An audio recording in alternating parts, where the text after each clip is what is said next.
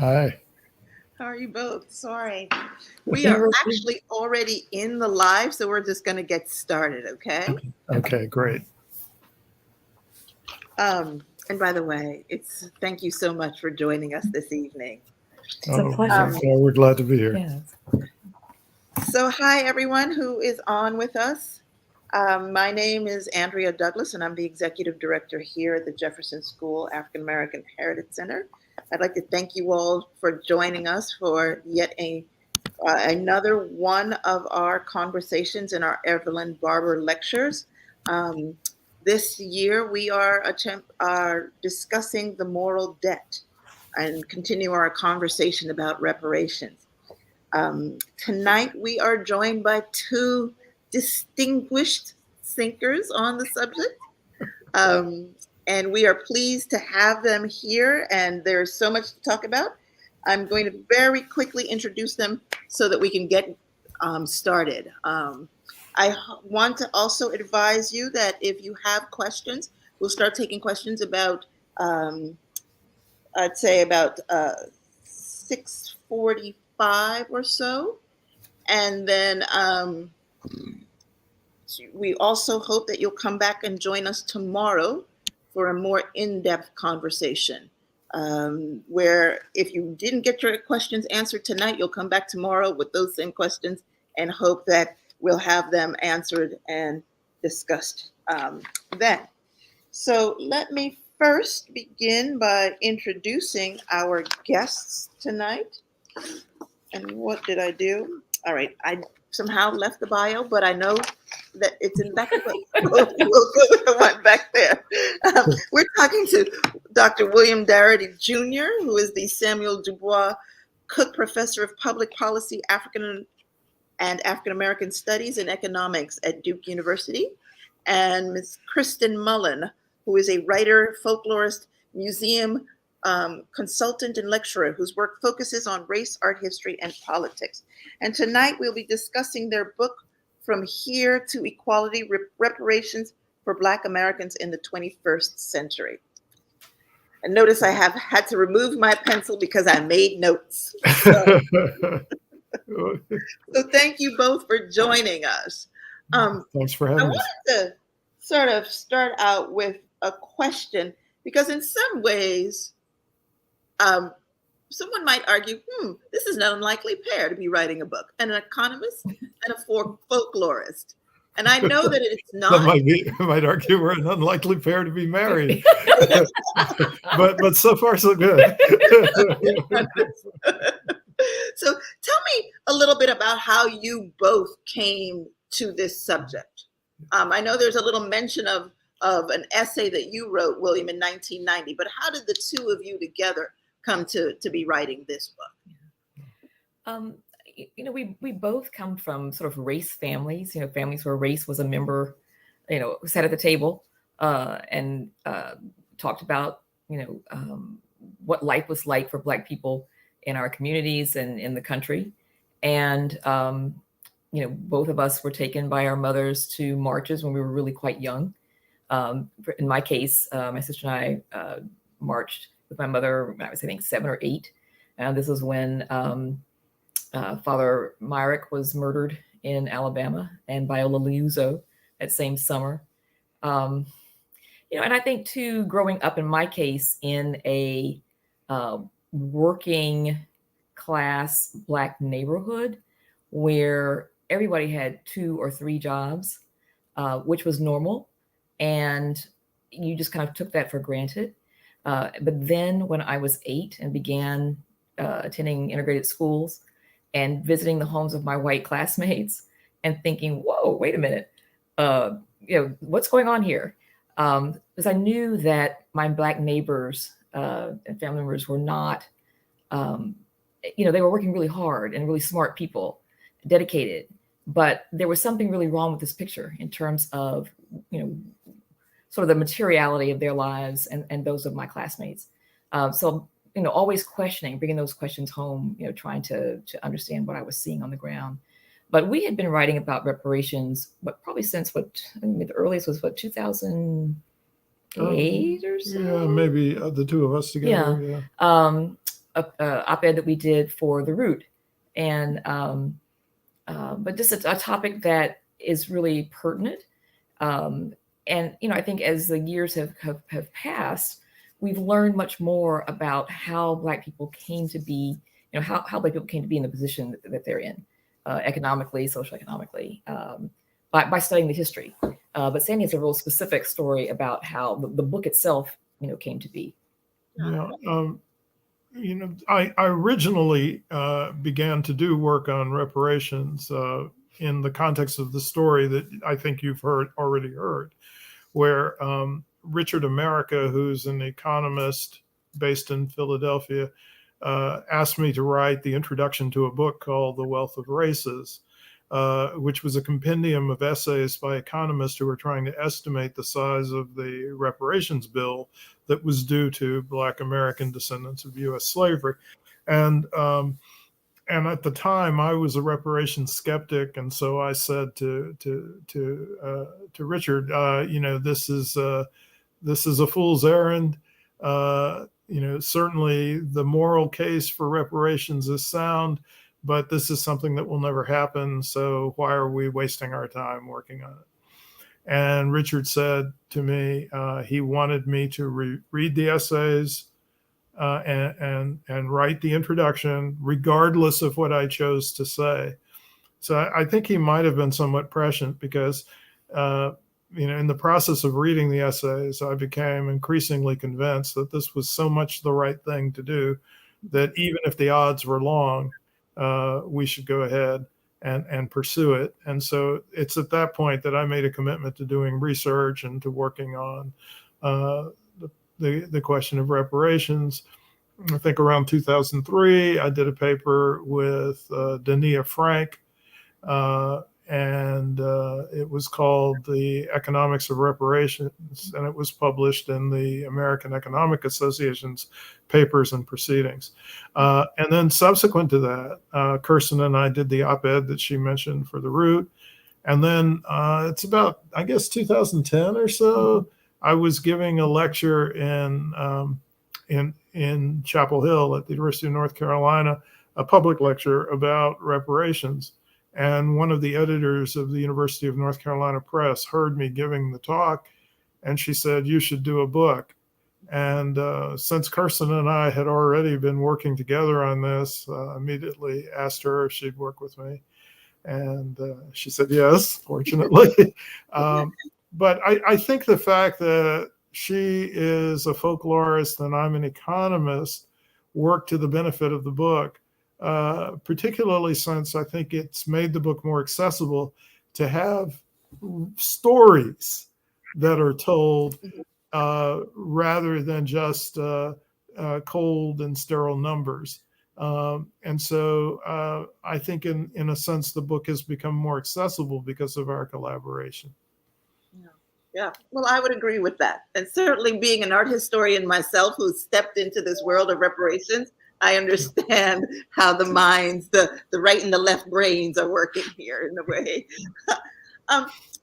When we began our series, we began with thinking about Afro-pessimism. And in some ways we did that first to sort of unsettle the discussion a little bit, but also to create a kind of specificity in the history. And I think that is something that I have taken away from your book. You're very, very specific about the reparations that you're talking about. It's not a global reparations. It's a located reparations here in the United States. So why don't we just begin there? Can you describe for our audience that specificity? What is it specifically as you define reparations? Right. What does that actually look like? So yes, absolutely. We do talk about this model, for a national reparations project. But for us, reparations are a program of acknowledgement, redress, and closure for a grievous injustice. So we use the acronym ARC, A-R-C. By acknowledgement, we mean the perpetrators of these harms admit their involvement and, importantly, admit that they have benefited from these actions. So for Black Americans, this means not just the receipt of an apology, but the recognition that the commitment for redress, the R of ARC, is coming from the American people as a whole. Therefore, the goal of redress or restitution is to move the descendants of U.S. slavery to an equitable position commensurate with the status they would have attained had these justices not occurred over the previous 150 years. Right? So for African Americans, restitution would eliminate racial disparities in wealth, which we hope to have a chance to talk about in some detail. But income, education, health, sentencing and incarceration, political participation, and put Blacks in a better position to engage in American political and social life. And then lastly, closure, the C in ARC. This involves the mutual conciliation between the victimized community and the culpable party. It would mean that both parties view the account as settled, and the victimized community would make no further race-based claims against the culpable party unless there is a renewal of those atrocities or a new wave of atrocities takes place. But for us, the Black reparations claim we want to focus on is not solely a case based upon slavery. People often talk about slavery reparations, but rather we're talking about the full scope of American history. Slavery, yes. Slavery is that fiery crucible from which all white supremacy emanated, but also nearly 100 years of legal segregation and white terror campaigns, more commonly known as Jim Crow. And then finally, the present moment dating from the passage of the civil rights legislation in the mid-1960s that's marked by ongoing police killings of unarmed Black women and men, mass incarceration, discrimination in housing, in the workplace, and education, and the stigmatization that accompanies those atrocities. Yeah, I think our emphasis is on the specific harms and atrocities that have been inflicted on the folks who were newly emancipated at the end of the Civil War, the freedmen and their progeny. And of course, I believe the three of us are the progeny of the freedmen. And so this is the community that is descended from the individuals who were denied the 40-acre land grants that they were promised in the aftermath of the Civil War as restitution for their years of bondage. And that's the origin point for the debt that the federal government owes the progeny of the freedmen. Kirsten emphasized that subsequent to slavery, there was a period of nearly a century of legal segregation, accompanied by sustained white terrorist violence. In fact, over the course of that approximate 100 years, there was on average one white massacre per annum. So in the year 1919, of course, there was upwards of 35 of them. But over the course of the entire span of time from the end of the Civil War to World War II, there were approximately 100 of these massacres that took place all across the country, ranging from locations like Chicago, Illinois, to Bisbee, Arizona, to Wilmington, North Carolina, to Tulsa, Oklahoma, to Ocoee, Florida, and on and on. And what's a signal feature of those massacres, in addition to the tragic loss of Black lives, was the consistent seizure and appropriation of Black-owned property by the terrorists. And this is a mechanism for reinforcing the kinds of wealth differentials that we are talking about today. And then in the 20th century, you have the federal government shift away from land distribution, not giving land to Blacks after the Civil War, but giving 160 acres of land to 1.5 million white families under the Homestead Act in the 19th century. In the 20th century, the federal government shifts towards asset building by promoting home ownership, and it does that in a discriminatory fashion. It inaugurates a program under the auspices of the Federal Housing Administration that results in discriminatory redlining.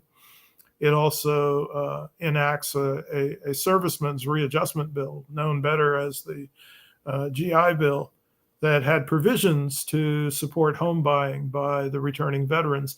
And those provisions were applied in a hugely discriminatory fashion to the advantage of the white returning veterans and to the disadvantage of the Black returning veterans. So I'm interested in this time-based notion, because there seems to be this moment, what you say, there's of 1865, post 1865, to this moment of closure, which is at that point, as you say, where there is mutual conciliation, right? Yeah, a point we haven't reached. We haven't reached there. Yeah, we've got a lot to do. A lot of work to do. We can only get there after reparations are paid. Yeah. And I think that for me is an interesting point there, because there is an arc of time that you're interested in. There is an arc of time that you've not actually quite reached, but it feels as if there is a space of quantifiable moments, though, where you can say you're talking about specific moments of land, you're talking about specific moments of incarceration, you're talking about specific moments of housing and education. All right. So, but you're also very specific in who is able to receive it. And I want to say, I understand that under your plan, I'm not able to receive reparations because I'm actually born Jamaican. And okay. Yeah, and only became an American to vote for Obama. That was my one thing that I could do, right? So I fully understand that. But I think it feels, and it may feel to some, that this arc of time and all of the constituent components that one would look to for reparations feels somewhat weighty. And our conversation is a conversation that is hoping to help prepare our community to engage in some sort of truth and repair commission or some sort like that. Yeah. So as you're mapping out these specific places, how do you create a structure that allows people to come to that place of conciliation? Because essentially we all have to be on the same map at some point. So what is it going to take, do you think, to get us to that map? Okay. So I guess there are a couple of ways that we would like to try to kind of unpackage, this question. So the first thing I would like to say is that it's really, really important for individuals to record, to document their family stories, especially stories of atrocities. I think it's extraordinary that you all have collected stories of individuals who attended the Jefferson School, for example. But if you decided to create a repository and invite people to come and talk about all manner of wrongs that they or their family members have been dealt at the hands of the city, at the hands of the state, the hands of the county, unjust property takings, for example, through eminent domain, or unlawful arrests. I mean, it's quite a long list of things that could be chronicled, but we really don't have very many repositories of Black people's stories. Certainly not in a particular area or confined to a particular time frame. But for us, it's really important to not only do truth telling, but also to kind of drill down on what we're focusing on here for true reparations. We're not so much focused on creating a chronology, creating a list of abuses. Yes, it's important to if you are aware of them, to do so. But for us, because we're focusing on this community that was denied those 40-acre land grants, the community that was denied the opportunity to accumulate wealth across generations. We are using the racial wealth gap as an indicator of the full measure of white supremacy in the United States. Yeah, as an economic measure. Yeah. So, we're talking about, $14 trillion, which comes to about $350,000 per individual, for eligible recipients. And for us, that's Black American descendants of U.S. slavery. And so that is what we're focusing on. I guess part of it is a concern that we'll never get all of the documentation completed. Even though I think it's important to work on that, that's a very worthy endeavor.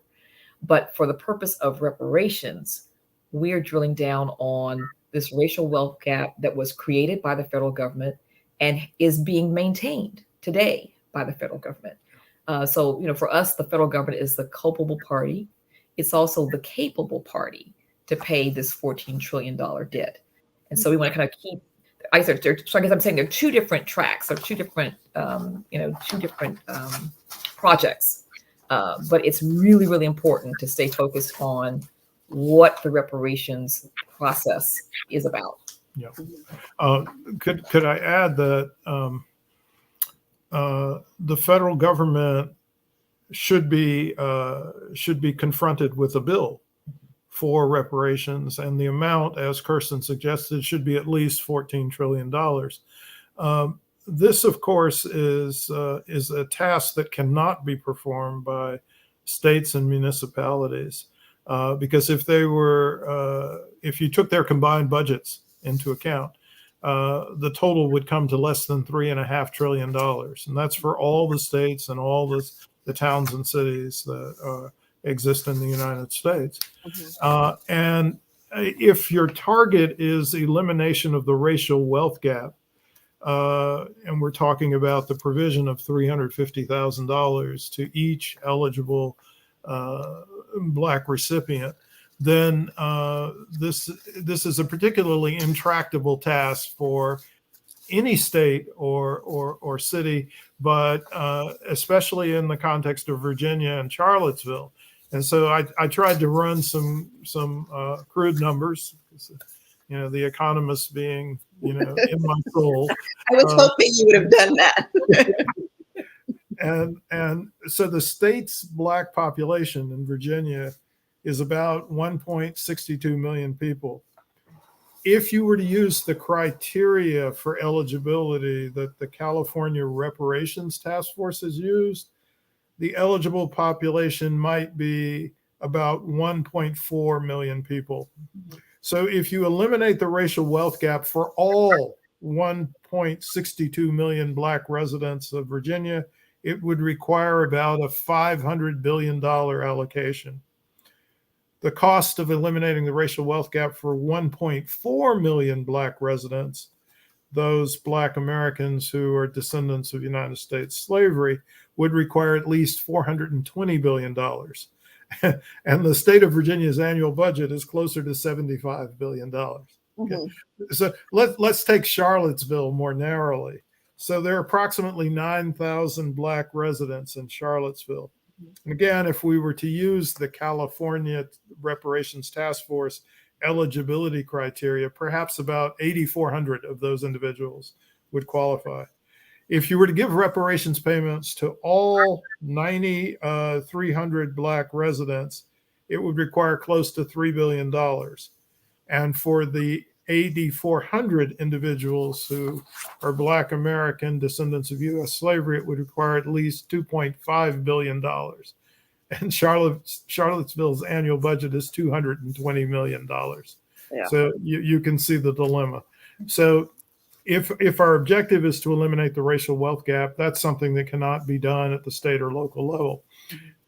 And so it means that to the extent that states and localities want to engage in some form of atonement, they would need to do something else.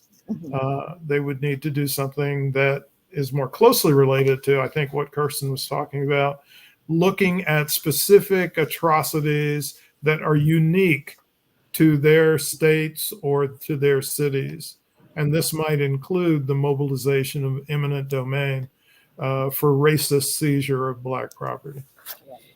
I wanted to say something else too about, the work that, the Jefferson School African American History Center might, choose to engage in. We're convinced that opposition to redress is one of the key projects whose goal is to keep white supremacy strong.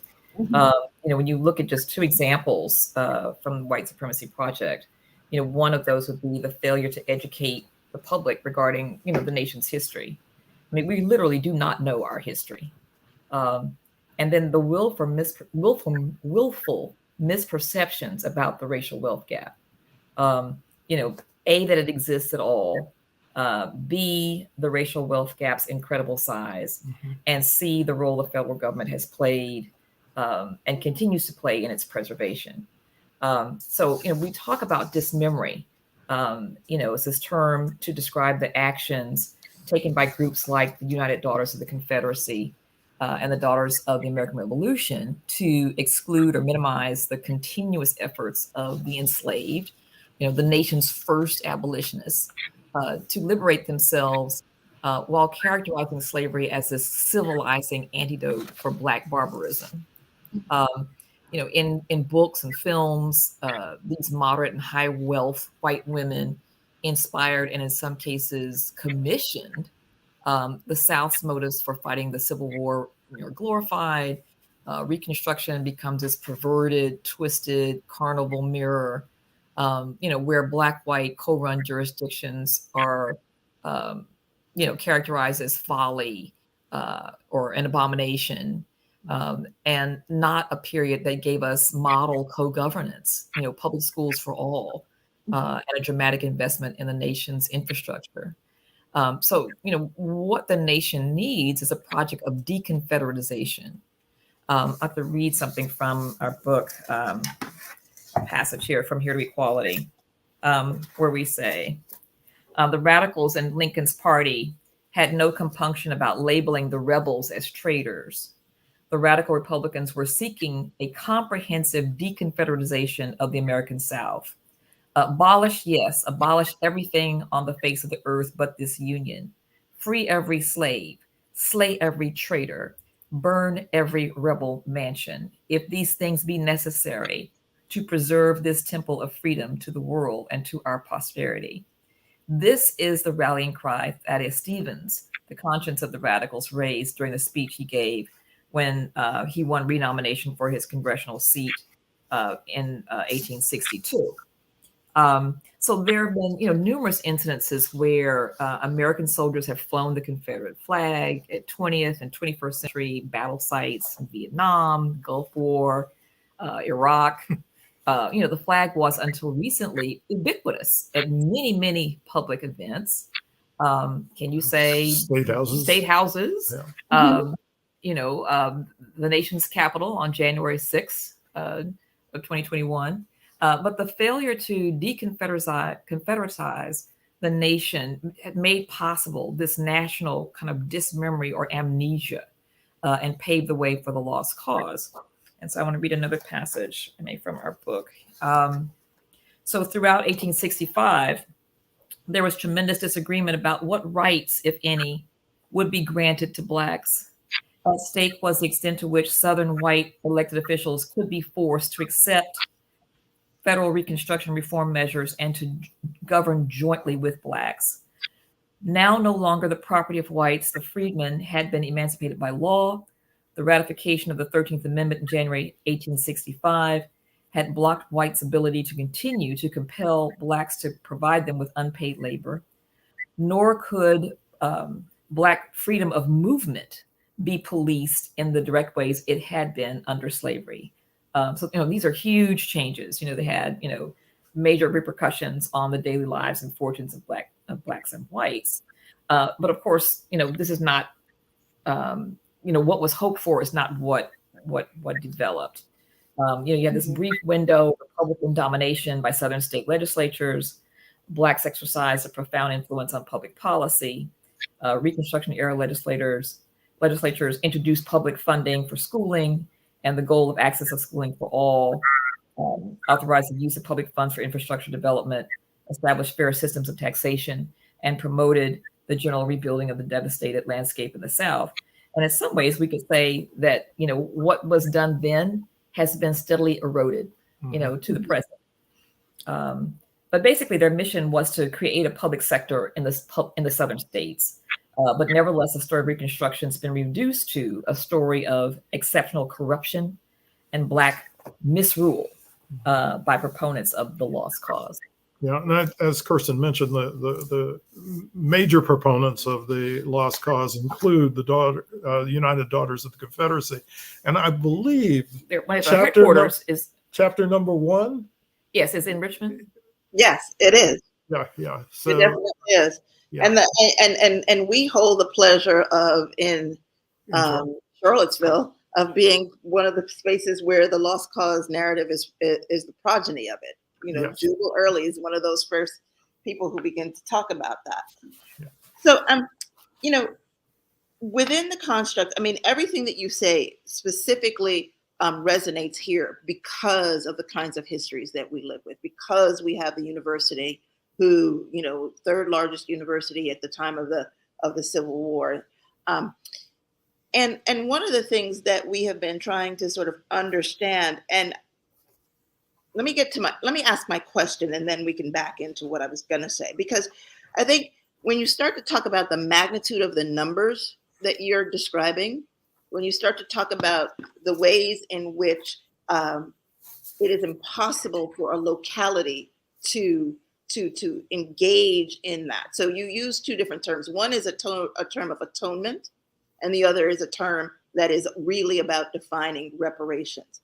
And just to be clear for the audience, reparations exists in the federal government, correct? Yes, our idea of how reparations should be executed. Right.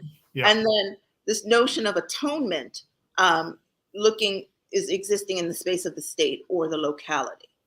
Yeah, right. or individuals or other organizations like colleges and universities. Right. But yes, we prefer to reserve the term reparations for a federal program that would erase the racial wealth gap in such a way that we brought Black assets up to a level so that Black net worth was equivalent on average to white net worth. Mm-hmm. And we use the term like racial equity initiatives to, as an umbrella for these other projects I'm told. Right. Yeah. Okay. So the smaller projects you would define as racial equity initiatives. Yes. Yeah. So as you're constructing this notion of reparations, right? In your mind, what do you think is the roadblock to the acceptance of that ideology?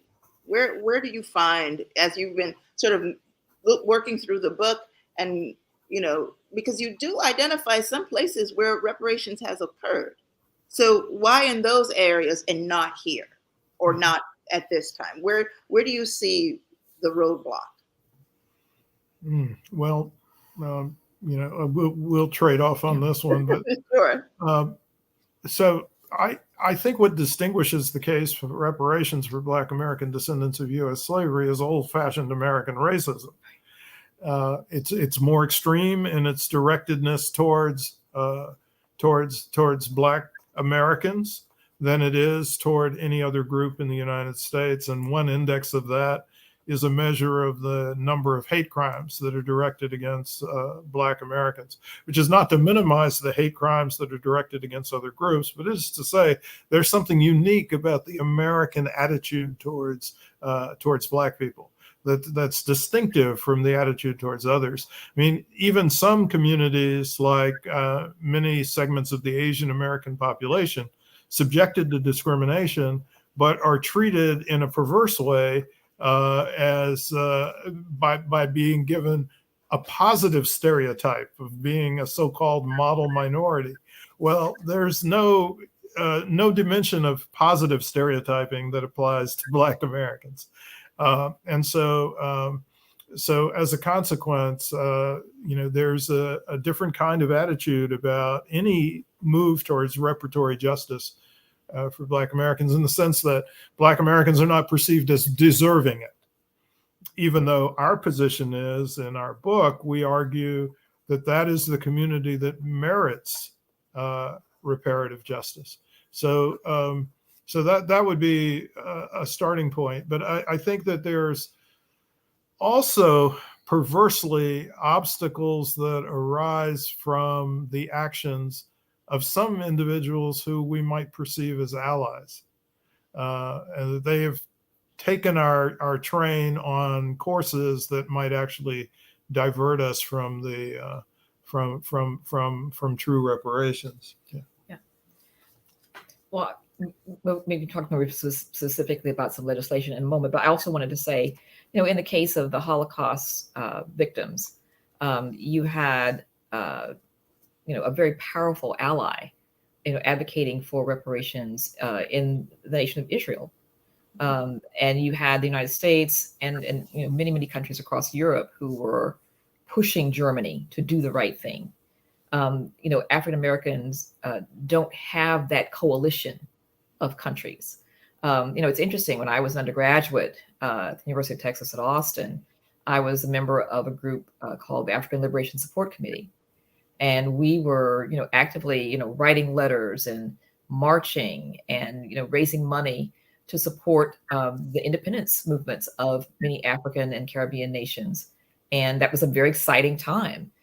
This was also the time when efforts were being made to end apartheid in South Africa, pressing, all universities that had investment funds that were linked to South Africa to divest from those funds.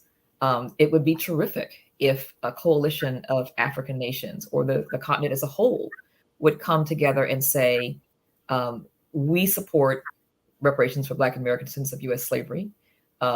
We will not allow American companies to open business, open shop in our countries unless this happens. We will not allow America to establish military bases in our countries or in the Caribbean unless this happens. There's a lot that could be done in the way of coalition building. What we've seen is, in some cases, just the opposite. People will say, well, all members of the diaspora should be eligible for reparations. And we would say, we're focusing on these descendants of these folks who were denied those 40-acre land grants. Mm-hmm. It's absolutely the case that reparations are due to many, many, many Black people across the diaspora, but those claims should not all be laid at the feet of the U.S. government. For Jamaica, for Trinidad, for Antigua, those claims should be made to the UK. For Haiti, those claims should be made to France.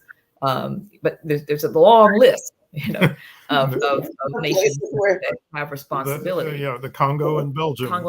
Yeah. But the other thing I would say too is the timing. The Holocaust victims were immediately after the war, or even after when the war was coming to a close, people were beginning to talk about reparations. And so having that close, that close moment where people were very, very, very aware of all of the ways that, individuals were disadvantaged, loss of their homes, their livelihoods, their loved ones, that conversation began immediately. When you look at the case of Japanese Americans who were unlawfully incarcerated in the United States, 4 decades it took to get the United States to admit that it behaved unconstitutionally and that they deserved reparations. Now, I imagine during the 20 years of kind of a full-on assault that was led in part by the Japanese American Citizens League, they probably felt that this was never going to end.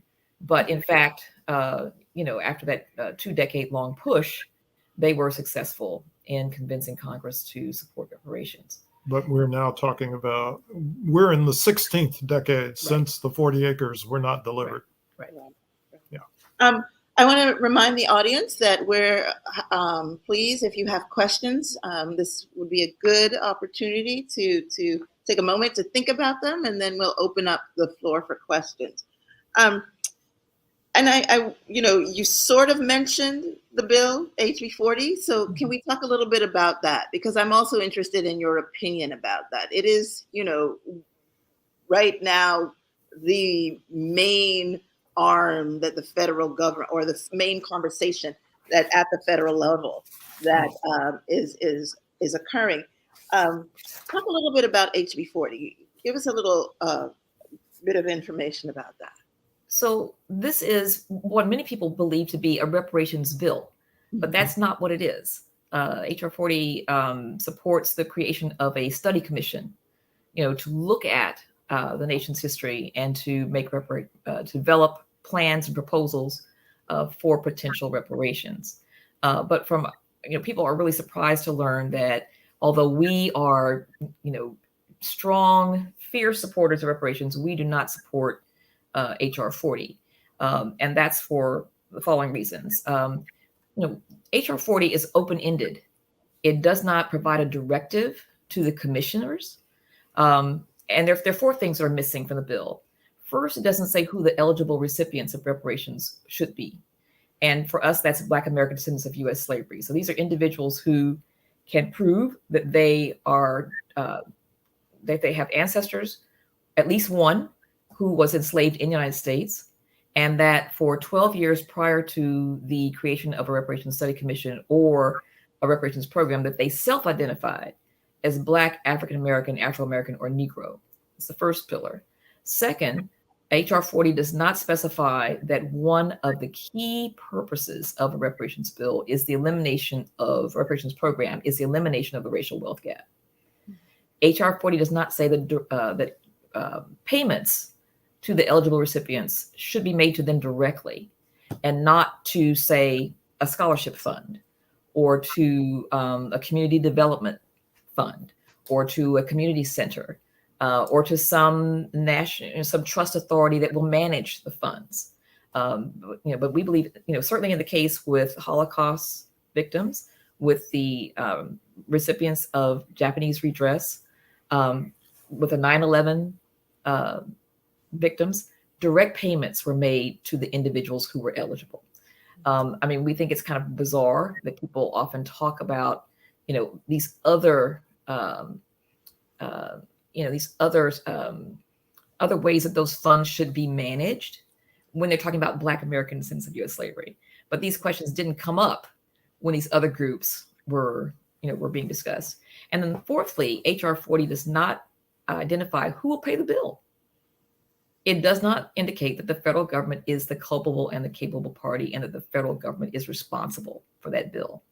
So those are some of the structural, the substantive problems with the bill, but there are also some substantive problems with the bill that are concerning. Structural. So structural problems include things like, the bill has been revised numerous times, and it wasn't even called HR 40 to begin with, but the 40, of course, is a nod to those 40-acre land grants that were promised and then denied. The number of commission members initially was 7, and now there's an unwieldy 15. But oddly, a quorum can be established by 7 members. So not a supermajority, not a majority, but 7. Odd. Then the administrative director, who is not a member of the commission, has the authority to select 6 members. So those 6 and one other person could constitute a quorum. The writers of the bill have indicated that the commissioners should be allowed to bypass the Federal Advisory Committee Act.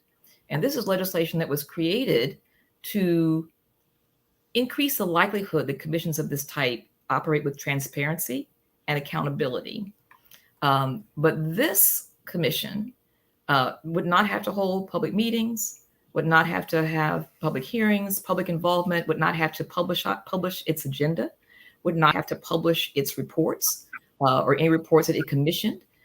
We could get all the way to the end of their deliberations and receive their, learn their findings, and there'd be no opportunity for discussion, for changes.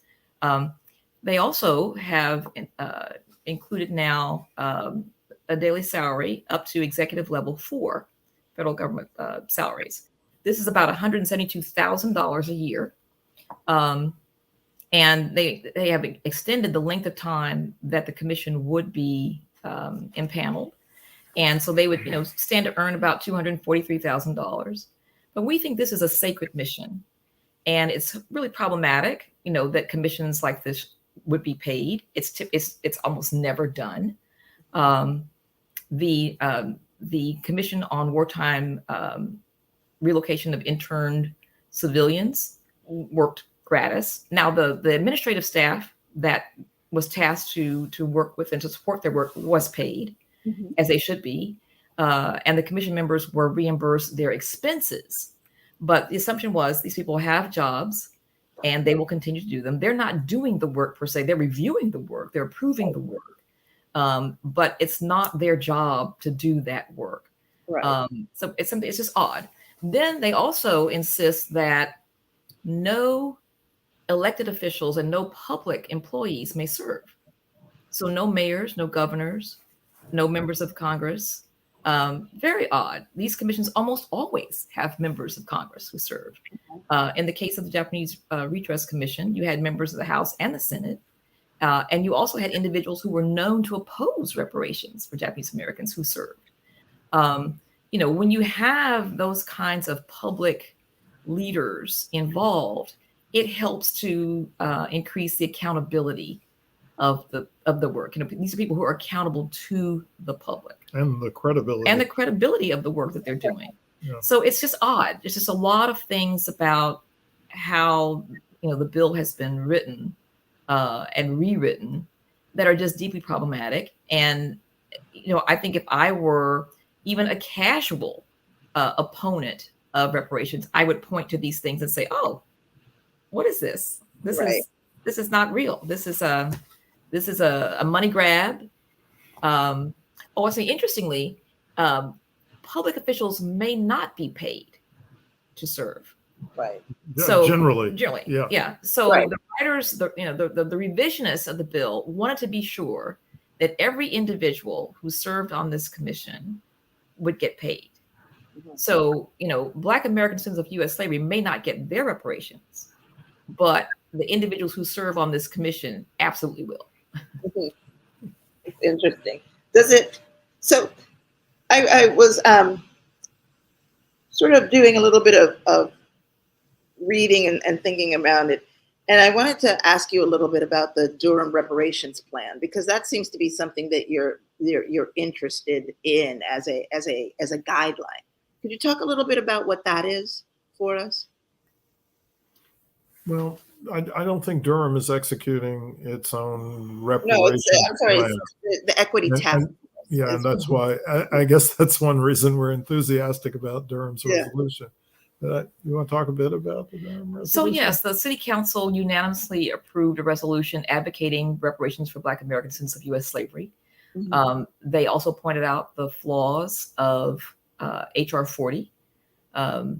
And they were very clear that this is not something that can be executed at the city level or the state level, and that they were in support of a national program. They also had impaneled a racial equity initiative committee that, over maybe not quite 2 years, met and talked about all manner of issues related to the community and presented their recommendations. Very, very slowly, they're beginning to prioritize what those will be. We just had a new election, a new mayor. And so we'll see, how that progresses. But no, the city has been very clear that, reparations is not a project that can be achieved at the local level, at the municipal level.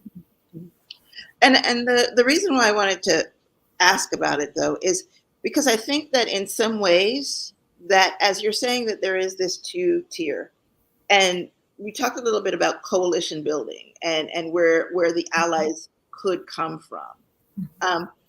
And in terms of what you understand cities are doing, is it possible to create the kinds of coalitions amongst in individual localities that then creates a force that then can be brought to that federal level? I mean, I think that, thinking about it as a bottom up as opposed to a top down kind of coalition space. Has any of that potentiality proven to be possible in your mind? So again, we're very focused on linking reparations to elimination of the racial wealth gap. Mm-hmm. And so our fear is that if you have this array of local and state programs that fall under the label of reparations, when the time comes to make a major push for a federal effort, there are going to be folks, particularly opponents of reparations, who say, well, you've already got it. It's already happened.